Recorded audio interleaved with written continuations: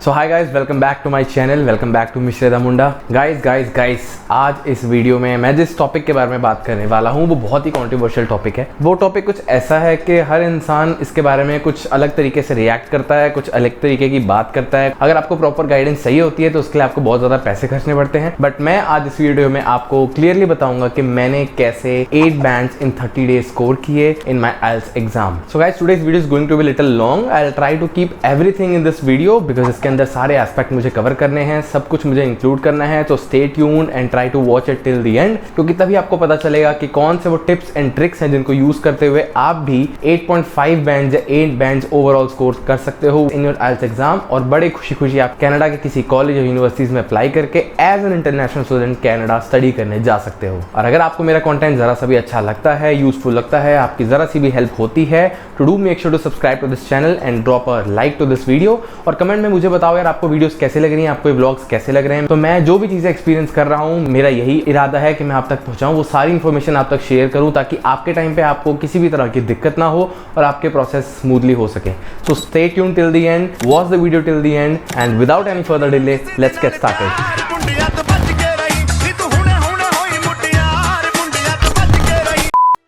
तो guys start करते हैं फर्स्ट पार्ट से, वेरी बेसिक पार्ट। अब मैं आपको IELTS का एक छोटा सा रिव्यू दूंगा कि IELTS होता क्या है, इसकी क्या जरूरत होती है एज एन इंटरनेशनल स्टूडेंट को। तो गाइस IELTS होता है international English language testing system. ये ब्रिटिश काउंसिल और IDP के द्वारा बनाया गया है एक कॉमन टेस्ट है जो म्यूचुअली IELTS के एग्जाम को ऑल ओवर वर्ल्ड कंडक्ट करवाते हैं, सिर्फ इंडिया में नहीं, all over world.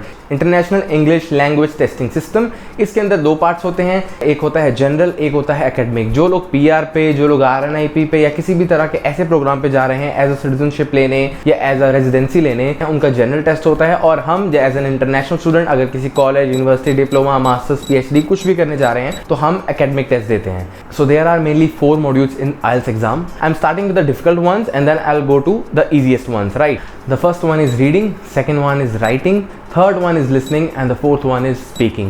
Guys, as I've already mentioned, I'll try to keep this video as short as possible. तो मैं आपको एक बेसिक रिव्यू देना चाहूँगा हर एक पार्ट का कि उसमें क्या करना है, क्या सिली मिस्टेक्स होती हैं, आपको एग्जाम में क्या करना है, आपको किस पैटर्न्स का ध्यान रखना है। So guys, before starting discussing about the 4 modules, I really like you to know कि यहाँ पर मैंने बहुत ज़्यादा हेल्प ली थी इन 4 लोगों की। ये 4 लोग बेसिकली ऑनलाइन ट्यूटर्स हैं। सबसे पहले आता है हमारा E2 IELTS, उसके बाद असद याकूब, ये बहुत ही अच्छे सर हैं पाकिस्तान लाहौर में जो बहुत ही अच्छी ट्रेनिंग देते हैं IELTS की। इनके पैसेज, इनके तरीके, इनके पैटर्न इतने यूजफुल होते हैं कि it literally help me to score 8 bands overall in IELTS। उसके बाद मकर IELTS, इनके भी यूट्यूब चैनल को आप सब्सक्राइब कर सकते हो। इन सभी ट्यूटर्स के लिंक मैं नीचे डिस्क्रिप्शन बॉक्स में डाल दूंगा, वहां से जाके आप देख सकते हो। गाइस, ये मेरा ओपिनियन है जो मैं आपसे शेयर करना चाहता हूँ कि IELTS कोई एक इंग्लिश एग्जाम नहीं है। मैं इसको एज ए इंग्लिश एग्जाम नहीं देखता। मतलब मैं ऐसा नहीं कहूँगा कि अगर किसी की इंग्लिश बहुत अच्छी है तो वो ज़रूरी है कि IELTS में भी अच्छे बैंड्स ला सके। मेरे हिसाब से ऐसा नहीं है। मुझे ये लगता है IELTS is about strategy, how to play your game. And IELTS exam के अंदर कितनी ही प्रिसाइजली और कितनी अच्छी तरह से आप उनका पैटर्न समझ पाते हो और उस चीज़ को अटेम्प्ट कर पाते हो, क्योंकि बहुत तरह के वहाँ पे लूप होल, बहुत तरह के ट्रबल क्रिएट करने वाले आपके पास पैसेज, लाइन, स्पेलिंग मिस्टेक, बहुत कुछ ऐसा होता है जो अगर आपकी बेसिक इंग्लिश अच्छी नहीं है तो बहुत बड़ी प्रॉब्लम क्रिएट कर सकता है। और इसी वजह से बहुत लोगों के बैंड्स नहीं आते because they are really confident in speaking English, but when it's time to write English and to literally read passage and write answers according to it, they fail. Talking about booking IELTS exam, तो guys आप IDP या British council किसी का भी book कर सकते हो। लोग बहुत बोलते हैं कि IDP का ईजी होता है, ब्रिटिश काउंसिल की चेकिंग मुश्किल होती है, IDP ये करता है, ब्रिटिश BC वो करता है। But I don't know guys, मुझे लगता है ये सब मिथ है, ये सब सिर्फ एक वे ऑफ अंडरस्टैंडिंग है चीज़ों को। बट मुझे लगता है दोनों ही इक्वल हैं, दोनों ही कॉमन है, कोई फ़र्क नहीं पड़ता किसी से भी एग्जाम दो, दोनों ही चीज़ें सेम है गाइज। IELTS एग्जाम की फ़ी मैं आपको ऑलरेडी बता चुका हूँ, कुछ 14,000 to 15,000 रुपीज़ होती है। और दूसरी चीज़ गाइस ये है कि IELTS एग्जाम में आपको 2 डेट्स मिलती हैं। जो पहली डेट आपको मिलती है हो सकता है उस दिन आपका स्पीकिंग हो, दूसरी डेट पे आपका रीडिंग, राइटिंग और लिसनिंग हो, या वाइस वर्सा भी हो सकता है गाइस। तो इस चीज़ का बहुत ध्यान रखना। एंड गाइस, प्रैक्टिस करते वक्त अगर आपको अपने स्कोर चेक करने हैं तो आप यहाँ पर देख सकते हो कि कुछ इस तरह से स्कोर्स को चेक किया जाता है और इस तरह से डिमार्केशन करी जाती है। ये सारे स्कोर सारे मॉड्यूल्स के लिए हैं, रीडिंग, राइटिंग, लिसनिंग और स्पीकिंग के लिए जो भी होता है उस सब के लिए है गाइस। गाइस ये 30 डेज़ की मेहनत मेरी बहुत अच्छे से मैंने करी थी और पूरी डेडिकेशन के साथ मैंने इंग्लिश को पॉलिश करने का ट्राई किया था। एंड इन 30 डेज़ में मैंने मूवीज़, नॉवेल्स, न्यूज़पेपर कुछ भी नहीं छोड़ा था। और जितने भी यूट्यूब के लिंक्स मैं नीचे दे रहा हूँ guys, they are like really good. अगर हो सके तो आप इन सब के यूट्यूब चैनल्स को ट्राई करना, क्योंकि मैंने इन्हीं की हेल्प ली थी और इन्हीं से मुझे सारी चीज़ें और सारे बेसिक फंडे जो आइल्स के होते हैं वो ये समझ आया था। सारी स्ट्रेटजी, सारे प्लान्स, कैसे एग्जाम में अटेम्प्ट करना है, रीडिंग पार्ट में कैसे चीज़ों को आपको फिगर आउट करना है, लिसनिंग में कैसे ट्रैक करके लोकेट करके आंसर्स को लिखना है, और राइटिंग पार्ट में task 1, task 2, how to attempt them, ये सब चीज़ें मुझे इन यूट्यूब से बहुत ज़्यादा हेल्प हुई है गाइस। मैंने 30 डेज़ में यही किया था कि हर दिन बैठ के मैं सैम्पल पेपर सॉल्व करता था, रीडिंग के, राइटिंग के और लिसनिंग के, तीनों करने के बाद मैं अपने क्वेश्चंस को चेक ज़रूर करता था और उससे मुझे पता चलता था कि किस तरह का लेवल मेरा डेवलप हो रहा है।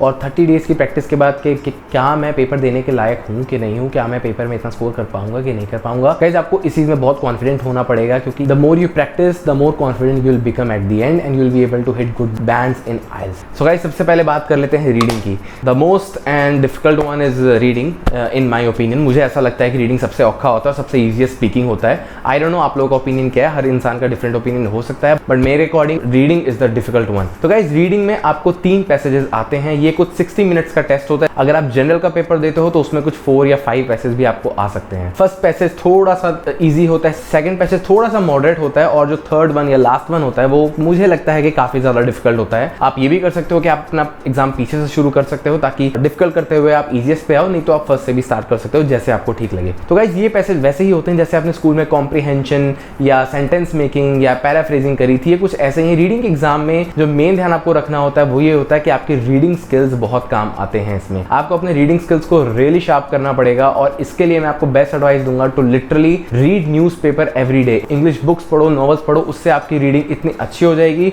No matter how difficult the passages, no matter how difficult the line is, you will be able to understand that very easily, और आप उसका क्रक्स निकाल सकते हो कि उसमें बोल क्या रहे हैं, उसमें बात क्या हो रही है। तो गाइस अब मैं बात करता हूँ what you have to do in the exam while attempting reading section. तो बेसिकली आपको स्किमिंग एंड स्कैनिंग करनी है। स्किमिंग एंड स्कैनिंग एक ऐसा तरीका होता है कि पैसेज को पूरा पढ़े बिना ही आप उसके ऊपर से गो थ्रू हो लेते हो और उसका क्रक्स समझ लेते हो कि पूरे पैसेज में बोल क्या रहे हैं। जो क्वेश्चंस होते हैं वो एमसीक्यू भी आ सकते हैं। सबसे इंपॉर्टेंट क्वेश्चंस और सबसे डिफिकल्ट क्वेश्चंस जो लोगों को लगता है, जो स्टूडेंट्स को लगता है, वो ट्रू फॉल्स नॉट गिवन है। अगर आपको जानना है कि ट्रू फॉल्स नॉट गिवन को कैसे अटेम्प्ट करें, क्या स्ट्रेटजी लगाते हैं और क्या टिप्स एंड ट्रिक्स हैं, तो आप नीचे डिस्क्रिप्शन में जो मैंने वीडियो के लिंक्स दिए हैं उनको फॉलो कर सकते हैं। वहाँ पे लोगों ने बहुत अच्छी तरह से बताया हुआ है कि इनके क्या सोल्यूशन है, और तुरंत और गुड स्ट्रेटजी के साथ you can score good marks in this passage. तो गाइस फर्स्ट पैसेज से लेकर थर्ड पैसेज तक आपके सेंटेंस बहुत ही नॉर्मल से लेकर कॉम्प्लेक्स होते जाते हैं। उसी के अकॉर्डिंग आपको अपनी स्पीड, अपने आंसर्स और हर चीज़ का ध्यान रखना होता है। आपको आदत डालनी पड़ेगी to understand the complex sentences, and ये तभी आएगा if you read newspapers daily. अगर आप इंग्लिश नॉवल पढ़ते हो, अगर आप इंग्लिश स्टोरीज पढ़ते हो, इंग्लिश मूवीज देखते हो, तो it literally help you to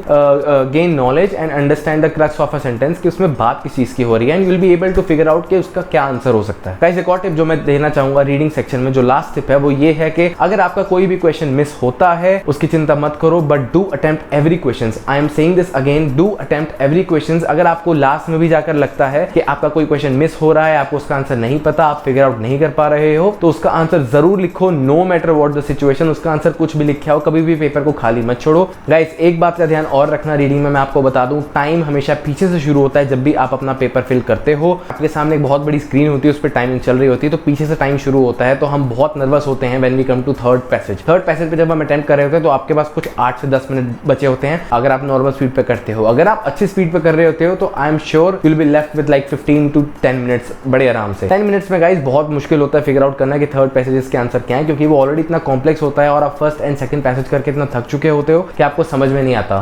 so guys make sure आप कोई भी क्वेश्चन का आंसर छोड़ के मत आओ, do attempt every part of. Guys अब बात कर लेते हैं सेकंड मॉड्यूल की, जो है राइटिंग। राइटिंग टास्क मेरा पर्सनल फेवरेट है, और आई डोंट नो लोग क्यों कहते हैं कि इसके अंदर लोगों को बैंड्स नहीं मिलते, but I scored 7 bands and I am like really satisfied with it, क्योंकि इतनी ही मेहनत मैंने करी थी। मुझे पता है मेरी इंग्लिश और मेरी पैराफ्रेजिंग, मेरे सेंटेंस, मेरे ग्रामर मेकिंग कुछ इस तरह से ही मैंने की थी कि मैं 7 बैंड्स ही एक्सपेक्ट कर रहा था, and I got it luckily. Writing में आपको 2 टास्क अटेम्प्ट करने होते हैं। टास्क 1 जिसमें आपको graphic, charts, pie charts, hologram, ऐसी चीजों के ऊपर एक निबंध यानी कि एक संक्षेप में ऐसे लिखना होता है। बेसिकली डिस्क्रिप्टिव फॉर्म आपको लिखनी होती है उस सारी ग्राफिकल रिप्रेजेंटेशन के ऊपर। टास्क 1 में आपकी लिमिट होती है 150 वर्ड्स, इसको क्रॉस नहीं करना। मेक श्योर आप टास्क 1 की इतने अच्छे से प्रैक्टिस करो कि आपके 150 वर्ड्स के अंदर ही सारा क्रक्स और सारे सेंटेंस मेकिंग इंक्लूड हो जाए with good grammar and good vocabulary. उसके बाद बात कर लेते करते हैं टास्क 2 की। तो गाइस टास्क 2 में अगर आप एकेडमिक का पेपर दे रहे हो तो आपको एक ऐसे लिखने को आएगा जिसके अंदर बहुत सारी डिफरेंट सिचुएशन होती हैं। जब मैं कभी फ्यूचर में राइटिंग के ऊपर वीडियो बनाऊंगा तब मैं उसमें डिटेल में आपको बता दूंगा कि क्या सिचुएशंस होती हैं। और अगर आप एक जनरल पेपर दे रहे हो, मतलब अगर आप पीआर के लिए दे रहे हो या उस कैटेगरी में दे रहे हो, तब आपको एक फॉर्मल लेटर लिखने को आती है। तो गाइस राइटिंग का एग्जाम भी 60 मिनट्स का होता है, इसके लिए भी आपको 60 मिनट्स लिखेंगे to complete the whole exam. आप टास्क 2 भी पहले स्टार्ट कर सकते हो and you can move further to task 1, vice versa भी आप कर सकते हो जैसे आपको ठीक लगे। गाइस इसमें कैच ये है कि जब आप टास्क 2 लिख रहे होते हो तो while reading the question, while trying to understand the question, you have to plan your structure। Structure से कहने का मेरा मतलब ये है कि टास्क 2 और टास्क 1 इन दोनों को ही अटेम्प्ट करते वक्त एक स्ट्रेटजी और एक स्ट्रक्चर और एक पैटर्न यूज होता है। वो पैटर्न और स्ट्रेटजी आप नीचे जो डिस्क्रिप्शन में वीडियोस है वहां जाकर देख सकते हो। बहुत लोगों ने बहुत अच्छी तरह से उनके पैटर्न और उसकी स्ट्रेटजी बताई हुई है कि टास्क 1 एंड टास्क 2 को कैसे अटेम्प्ट करें। आई एम श्योर गाइज उनकी वीडियोस देखने के बाद you will be very clear with the thing कि दोनों को अटेम्प्ट कैसे किया जाता है। So guys let's discuss what to do in exam while attempting writing module। तो गाइस पहली चीज जो आपको एग्जाम में ये करनी है कि जब भी आप क्वेश्चन पढ़ रहे होते हो आपके साथ साथ आपका स्ट्रक्चर तैयार करना है। आपको ये चीज को समझना पड़ेगा कि क्वेश्चन क्या डिमांड कर रहा है, आपको क्या आंसर करना है, चाहे वो ग्राफिकल टास्क 1 हो या फिर ऐसे राइटिंग टास्क 2 हो। दूसरी चीज जो आपको ये करनी है guys, do paraphrasing as much as you can. Guys paraphrasing और कुछ नहीं होता, it's just to paraphrase a sentence in a good vocabulary, in a good grammar, so that reader को, पढ़ने वाले को वो अच्छा लगे, वो अपीलिंग लगे। उसमें आपकी वोकैबुलरी, आपकी ग्रामर और आपका सेंटेंस मेकिंग का स्ट्रेटजी पता चलती है और उसी के बेसिस पे आपको बैंड्स मिलते हैं। सो गाइस थर्ड टिप ये है कि अपने वर्ड्स की लिमिट को एक्सीड मत करना। जब भी आप अपना पेपर कर रहे हो तो वर्ड्स काउंट अपने जरूर करना and make sure you do not exceed the given word limit. उसके बाद गाइस जब आप फाइनल दोनों टास्क को कंपेयर कर रहे हो, जब आप दोनों टास्क करके बैठ चुके हो, तो do make sure to check your answer. मतलब आपके आंसर को एक बार रीचेक जरूर करना है। एक बार अपने सारे जो भी आपने लिखा है उसको फिर से रीड करना और केयरफुली थरली उसको रीड करना मत भूलना। उससे आपको आइडिया लग जाता है कि आपने अगर गलती की है तो आप उसको सुधार सको। गाइस एक और टिप मैं आपको ये देना चाहूंगा, ये थ्रू आउट एल्स एग्जाम के लिए है कि आपके पास दो ऑप्शन होती हैं, आप पेन से भी कर सकते हो या आप पेंसिल से भी कर सकते हो। मगर मैं कहूंगा do attempt your paper with pencil because it's good if you can erase something. अगर आपने कोई भी अपने पार्ट में मिस्टेक की हो तो आप उसको इरेज कर सकते हो और उसको ठीक से लिख सकते हो। अगर आपने पेन से किया होगा तो आप वो नहीं कर पाओगे। तो डू मेक श्योर आप पेंसिल से ही अपना सारा एग्जाम अटेम्प्ट करो, चाहे वो रीडिंग हो, राइटिंग हो या फिर लिसनिंग हो। तो guys let's talk about the third module which is listening. Guys ये मेरा पर्सनल फेवरेट है आफ्टर स्पीकिंग ऑब्वियसली। लिसनिंग मुझे इसलिए अच्छा लगता है बिकॉज इसमें आपको बहुत ही अच्छी और कॉग्निटिव थिंकिंग के साथ एक चीज को सुनना होता है, कुछ लोगों की कॉन्वर्सेशंस को सुनना होता है और उसके बेसिस पे आपको आंसर्स को अटेम्प्ट करना होता है। इसकी ड्यूरेशन 30 मिनट्स की होती है to listen and to write your answers और उसके बाद आपको 10 मिनट्स एक्स्ट्रा मिलते हैं to transfer your answer from question paper to your answer sheet. Guys इसमें भी आपको 40 क्वेश्चंस मिलते हैं। 40 क्वेश्चंस के आंसर्स को इसी तरह होते हैं कि पहले 10 क्वेश्चंस बहुत ही ईजी होते हैं, जैसे जैसे वो बढ़ते जाते हैं it will keep on becoming difficult. Difficult as in कुछ नहीं, लोगों की कॉन्वर्सेशंस और ऐड होती जाती हैं और जितने ही ज्यादा लोग ऐड होते जाते हैं उतना ही स्टूडेंट के लिए डिफिकल्ट होता है उस चीज को रिकॉग्नाइज करना, उस चीज को लोकेट करना कि किसने क्या बोला। गाइस इसमें आपको ध्यान इस चीज का रखना है कि आप हर चीज को बहुत ध्यान से सुनो। इसकी प्रैक्टिस जितनी हो सकती है अपने घर पे करो, आप अपने फ्रेंड्स के साथ करो, डिस्कस करके करो, क्योंकि लिसनिंग ही एक ऐसा मॉड्यूल है जिसके अंदर आप 9 बैंड्स 8.5 बैंड्स बहुत ही आराम से स्कोर कर सकते हो on the basis of your hearing power. तो गाइस अपनी हियरिंग पावर और अंडरस्टैंडिंग पावर को बहुत ध्यान से शार्प करो। मेरी तरफ से एडवाइस यही रहेगी गाइस, जितनी भी इंग्लिश मूवीज आप देख सकते हो देखो without subtitles. It will help you to understand what the actors are saying, what are their monologue, वो क्या बोल रहे हैं, किस तरह से बोल रहे हैं। आपको बेसिकली ये ग्रास्प होगा कि विदाउट सबटाइटल्स के आप ट्रैक कर सकते हो कि किसने क्या बोला। इसलिए इंग्लिश मूवीज जरूर देखो, read novels as much as you can. So guys let's discuss what to do in the exam while attempting listening module. The first thing is listen carefully. हाँ गाइस आपको बहुत ध्यान से सुनना पड़ेगा। तो होता क्या है, जब आप वहाँ पे बैठते हो तो आपको एक हेडफोन सेट मिलता है जो कि एक रिकॉर्डर के साथ कनेक्टेड होता है। उस हेडफोन का कनेक्शन उनके पास ही होता है, एक ही टाइम पे वो चीज़ ऑन होती है। आपको ये ध्यान देना है कि कोई भी चीज़ मिस ना हो और बहुत ही ध्यान से आप इस चीज़ को अटेम्प्ट करो। जो भी कॉन्वर्सेशन चल रही है make sure you are listening it very carefully and you are writing things अगर आपको प्रॉब्लम होती है। Guys the second thing that you have to do in the exam is read question properly. आपको समझना पड़ेगा कि क्वेश्चन की demand क्या है। अब लिसनिंग में आपको MCQ भी आ सकता है, लिसनिंग में आपको मैप भी आ सकता है। मैप कुछ नहीं होता, मैप के अंदर आपको एक कोऑर्डिनेटर, एक डायरेक्शन या एक टूरिस्ट आपको तो डायरेक्शंस बताता है एक जगह की और उसके इंस्ट्रक्शंस को फॉलो करते हुए ही आपको मैप पे जो क्वेश्चंस होते हैं उनका आंसर करना होता है। अगर आपको लिसनिंग का पैटर्न जानना है so again check the link in the description, वहां पर आपको पता चल जाएगा कि लिसनिंग में किस तरह के पैटर्न्स आते हैं, maps, MCQ, normal conversations, fill in the blanks. So आपको ये चीज पता चल जाएगी ना, it will help you out. The third tip जो आपको एग्जाम में बहुत काम आएगी गाइस, वो ये है कि don't wait if you miss one answer. अगर आपका कोई भी क्वेश्चन मिस हो जाता है, अगर आपको लगता है कोई भी कॉन्वर्सेशन मिस हो गई और मुझे पता नहीं चला कि उसका आंसर क्या है, तो गाइस उसकी वेट बिल्कुल मत करो, because the recording is continuously playing in your head और वो रुकने नहीं वाली। It's the last shot that you are given, इसमें ही आपको उस चीज को कंप्लीट करना है। तो no matter what the cost, अगर वो चीज आपकी मिस हो भी जाती है तो घबराओ मत और उसको छोड़ दो, और आगे आने वाले जो भी क्वेश्चन है उन पे फोकस करते हुए do listen to the audio very carefully. जो उसके आगे सारे क्वेश्चन है उनके बहुत ध्यान से आंसर दो। गाइस नंबर 4th ट्रिक जो बहुत बहुत बहुत ज्यादा इंपॉर्टेंट है हर एक स्टूडेंट के लिए, वो ये है basic common mistake. Guys trust me, हम बहुत कॉन्फिडेंट होते हैं कि हमारी इंग्लिश बहुत अच्छी है, और कुछ लोग होते भी हैं क्योंकि वो इंग्लिश बहुत अच्छे से बोल पाते हैं और समझ पाते हैं, बट गाइस ट्रस्ट मी, ये बेसिक स्पेलिंग मिस्टेक इतना बड़ा एरर है जिसकी वजह से अच्छा खासा आपका लिसनिंग का मॉड्यूल खराब हो जाता है, and you and up having like 5.5 and 6 bands in listening, जबकि यू कैन स्कोर आराम से 8.5 and 8 bands. Basic spelling error की बहुत ज्यादा प्रैक्टिस करना, जितना हो सके आप बेसिक स्पेलिंग्स को प्रैक्टिस करो, जैसे डिस्टेंस हो गया, जैसे रेसिपेंट हो गया, क्योंकि वहां पर ऐसे वर्ड्स होते हैं जब आप लिसनिंग अटेम्प्ट कर रहे होते हो तो एक सिंगल वर्ड आपको फिलअप करना होता है, और गलती से अगर आपकी वो स्पेलिंग गलत हो गई तो ऑब्वियसली आपके उसमें मार्क्स कट जाते हैं। सो गाइज मेक श्योर जितनी हो सके आप बेसिक स्पेलिंग्स की प्रैक्टिस करो। बहुत सारी स्पेलिंग्स हैं जो सुनने में एक जैसी लगती हैं, बहुत सारे वर्ड्स हैं जो सुनने में एक जैसे लगते हैं बट वो होते नहीं हैं, उनकी स्पेलिंग में बहुत ज्यादा वेरिएशंस होते हैं। मैं अपना पर्सनल ओपिनियन बता रहा हूँ आपको, मैंने अपनी बेसिक स्पेलिंग की बहुत ज्यादा प्रैक्टिस की थी, मैंने इसके अलग से एक डायरी लगाई थी। जितने भी बेसिक वर्ड्स होते हैं जो कंफ्यूजिंग होते हैं, आपको उनको क्लियर आउट करना बहुत जरूरी है अपने पार्ट पे, क्योंकि उसके बिना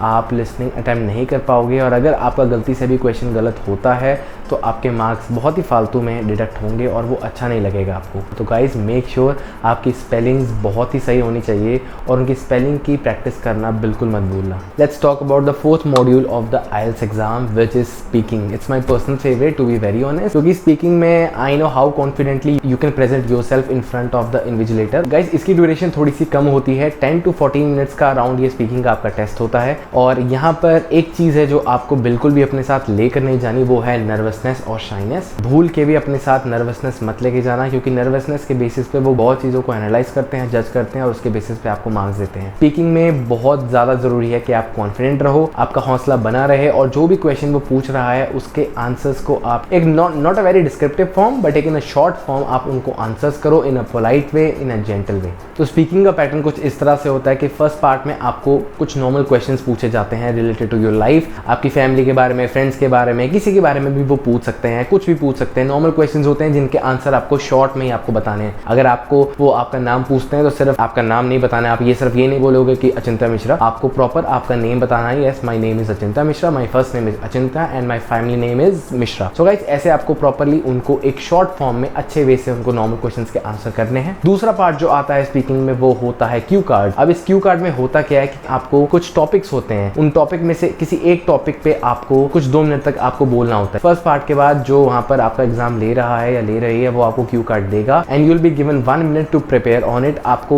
नोट्स बनाना भी अलाउड होता है, आप एक पेपर पेंसिल पे बड़े आराम से बैठकर नोट्स बना सकते हो, सो दैट वो आपको रिमाइंड करा सके कि आपको उस टॉपिक के बारे में क्या बोलना है, कौन से टॉपिक्स आपको आने वाले हैं, स्पीकिंग में क्या आएंगे। आई रियली कमेंट के आप मक्कर आइल्स मैम की PDF डाउनलोड कर लो, जिसका लिंक भी नीचे डिस्क्रिप्शन में मैंने दिया हुआ है। It will help you a lot to prepare for the topics जो भी आते हैं। गाइस थर्ड पार्ट जो आता है स्पीकिंग में वो होता है follow up questions. Now this one is a little tricky, क्योंकि इसके अंदर आपको जो क्यू कार्ड उन्होंने दिया होता है उससे ही रिलेटेड क्वेश्चंस वो आपको पूछते हैं, एंड फॉलो अप मींस कि वो अड़े रहेंगे। It's like cross questioning. वहां पर आप ये नहीं कर सकते कि आप वेट कर रहे हो उनके क्वेश्चन पूछने का। You have to be really ready and you have to be really careful कि वो क्या क्वेश्चंस पूछ रहे हैं, और उनका आंसर आपको अच्छी तरह से और स्मार्ट वे से देना है। ना ही आपको शाई होना है, ना ही आपको ज्यादा ऊंचा बोलना है, ना ही आपको तेज बोलना है। You have to be in your limits, you have to be in a good form, और आपको अच्छे वे में, कंसाइज वे में उनके क्वेश्चंस का आंसर करना है। Now guys let's talk about what to do in exam while attempting speaking module. Guys speaking module में सबसे बड़ी बात ध्यान रखने वाली ये है कि आपको नाटक नहीं करना। नाटक से मेरा मतलब ये था कि आपको ड्रामा नहीं करना उनके सामने कि आप एक अंग्रेज हो। बिकॉज गाइज ये बहुत बड़ी मिसकंसेप्शन है, एक बहुत बड़ा मिथ है कि अगर आप अंग्रेज की तरह या फॉरेनर की तरह ही hi my name is Achinta Mishra and I अगर आप ऐसे बात करोगे तो उनको ये बहुत ड्रामेटिक लगता है और इस वजह से वो स्कोर डिडक्ट कर सकते हैं। ऑनेस्टली गाइज, अगर आप रियल लाइफ में भी किसी फॉरेनर से बात करो, यूल सी कि वो लोग भी स्टैमर करते हैं, वो लोग भी फंबल करते हैं वाइल स्पीकिंग इंग्लिश। तो गाइज बी वेरी ओरिजिनल। जैसे आप इंग्लिश बोलते हो, जिस रियल सेंस में आप इंग्लिश बोलते हो उसी में इंग्लिश बोलना। ट्राई मत करना किसी को भी मिमिक करने का या किसी भी फॉरेनर वे से उनको इंग्लिश में क्वेश्चंस के आंसर करने का। गाइज सेकंड चीज़ जो आपको एग्जाम में करनी है वो ये है वोकैबुलरी। गाइज वोकैबुलरी बढ़ाने के लिए डू रीड इंग्लिश बुक्स, क्योंकि अगर आपकी प्रोनाउंसिएशन एंड आपकी वोकैबुलरी सही होगी, you will be able to hit 8 bands in speaking also, क्योंकि ये बिल्कुल भी मुश्किल नहीं होता। आपकी वोकैबुलरी अच्छे होने के साथ साथ आपको सेंटेंस स्ट्रक्चर की भी आदत पड़ जाएगी and you will be able to answer them very quickly with good vocabulary and good pronunciation. तीसरी टिप जो है गाइज वो ये है कि डू नॉट स्टॉप। जब आप क्यू कार्ड पे क्वेश्चंस के आंसर दे रहे होते हो तो वो आपको खुद बोल देंगे कि they will ask you to stop whenever they feel, नहीं तो आपको 2 मिनट तक बोलना है। अगर आप उससे कम टाइम में रुक गए गाइस तो आपके मार्क्स डिडक्ट हो जाएंगे and you will and up having 7 bands और 6 बैंड्स इन स्पीकिंग। तो गाइस 2 मिनट का आपको टाइमर दिया जाएगा, वो आपके सामने वहाँ पे टाइमर सेट करेंगे। कॉन्टिन्यूसली आपको 2 मिनट तक बोलना है। अब 2 मिनट तक बोलने का मतलब ये नहीं कि चटर चटर चटर करते ही रहो। नॉर्मल सेंस में आपको एक टॉपिक के बारे में उनको समझाना है कि ये हुआ था, वैसे हुआ था। मान लो आपको, जैसे मेरा टॉपिक आया था tell me about the power of persuasion. Persuasion कि आप किसी को कैसे परसुएट कर सकते हो, आप किसी को कैसे कन्विंस कर सकते हो। तो मैंने एक बात बताई थी, मैंने एक टॉपिक के बारे में बताया था कि जब मैं अपने फ्रेंड के साथ हिमाचल प्रदेश गया था और मैं उसको कन्विंस कर रहा था कि चल मेरे साथ रिवर राफ्टिंग कर, तो उस पूरे एक्सपीरियंस को मैंने बहुत ही जॉली तरीके से उनको एक्सप्लेन किया, जस्ट लाइक ही और she someone very close to you, और एक नॉर्मल पर्सन है जिसके साथ आप चिट चैट कर रहे हो इन अ गुड मैनर। गाइस आपकी स्पीकिंग स्किल्स को अच्छा करने के लिए मैं आपको बहुत अच्छी ट्रिक बता रहा हूँ कि do listen to vlogs, do listen to podcast. जब आप इंग्लिश में होते हो, जब आप कॉन्टिन्यूसली इंग्लिश सुनते हो, इंग्लिश में बात करते हो, तब आप ऐसे जोन में हो जाते हो कि आपका दूसरी लैंग्वेज में बात करने का मन करता ही नहीं है और आपके थॉट्स जो भी आपके दिमाग में आते हैं वो ऑटोमेटिकली इंग्लिश में ट्रांसलेट हो जाते हैं and you will be able to speak English very fluently. जितना हो सके अपने फ्रेंड्स, फैमिली सबके साथ इंग्लिश में बात करो, डेली कॉन्वर्सेशंस को इंग्लिश में बनाओ और जितना हो सके पॉडकास्ट, मूवीज, इन सबको देखो। गाइस ये बहुत हेल्प करते हैं, trust me, because it's all about zone. जितना ज़्यादा आप जोन में रहोगे उतनी अच्छी तरह आप स्पीकिंग का ये वाला मॉड्यूल अटेम्प्ट कर पाओगे and you will be able to bang on in the speaking part of IELTS. तो गाइज ये थी overall video about how to get 8 bands in 30 days. 30 days में 30 डेज की तैयारी से how I scored 8 bands in IELTS exam. Guys बहुत मेहनत लगती है इस वीडियो को बनाने के लिए। अगर आपने सारी वीडियो देखी है, अगर आपको समझ में आ गया है कि क्या बेसिक्स होते हैं, क्या फंडामेंट्स होते हैं आइल्स एग्जाम के, तो don't forget to subscribe to my channel guys and नीचे लाल बटन है उसको दबाओ and don't forget to press the bell icon, क्योंकि उससे ही मुझे पता चलेगा कि आप सच में मेरी वीडियोस देख रहे हो और आप मेरा अगला कंटेंट देखना चाहते हो। Guys drop a thumbs up to this video अगर आपको वीडियो पसंद आई, क्योंकि गाइस बहुत मेहनत लगती है स्पीकिंग में। आपको सिर्फ 15 मिनट के लिए या 10 मिनट के लिए बोलना पड़ता है, बट एक वीडियो बनाने के लिए वीडियो कंटेंट क्रिएटर्स को 3-3 घंटे तक भी बोलना पड़ता है, just like taking online classes. And comment में ज़रूर मुझे बताओ कि अगर मैं किसी भी तरह का टॉपिक या किसी भी तरह की नॉलेज आपके साथ शेयर कर रहा हूँ वो आपको कैसी लग रही है, या कोई भी टॉपिक अगर मैं मिस कर रहा हूँ तो उसके बारे में मुझे ज़रूर बताओ। आपको वीडियोज़ कैसी लगती है उसका फीडबैक मुझे ज़रूर देना। मुझे इंस्टाग्राम पे फॉलो करना मत भूलना गाइज, वहाँ पर किसी भी तरह की क्वेरी या क्वेश्चन हो तो आप मुझसे पूछ सकते हो, फ्री टू टॉक। तो गाइज मिलते हैं अगली वीडियो में। Till the next time, bye bye.